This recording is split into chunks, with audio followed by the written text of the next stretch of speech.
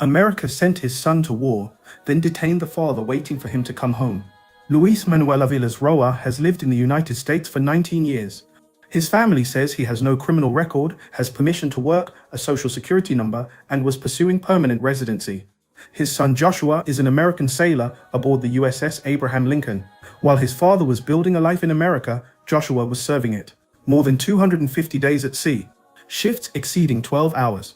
His carrier spent more than 200 consecutive days without a port call during its extraordinary Middle East deployment. And as Joshua was finally heading home, U.S. immigration authorities detained his father. The government says Luis originally entered America illegally and that having a son in the Navy does not exempt anyone from immigration law. Legally, that's an important argument. But law enforcement isn't only about what government can do, it's also about priorities, discretion, and proportionality. Because Luis isn't accused of violent crime, and this isn't an isolated story. Associated Press has identified more than 50 immediate family members of active duty American troops placed in immigration detention with at least 7 spouses or parents deported. So what exactly does support our troops mean? America asks these men and women to leave their families, spend months overseas, and potentially risk their lives. Surely the stability of those families matters too, and this raises a bigger question about mass deportation.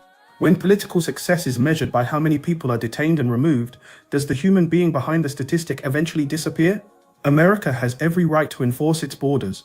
Military service cannot automatically give every relative legal status, but enforcement without discretion isn't necessarily strength. Sometimes it's simply bureaucracy without humanity. Joshua served America for more than 250 days at sea. His father spent 19 years building a life in the country his son serves. So perhaps the question isn't whether America can deport Luis. Perhaps it's whether this really makes America safer and whether it needs to. Because thanking somebody for their service means very little if while they're serving you, you're tearing apart the family they're hoping to come home to. This has been the JR Voice. Stay tuned for more unpacking of global headlines.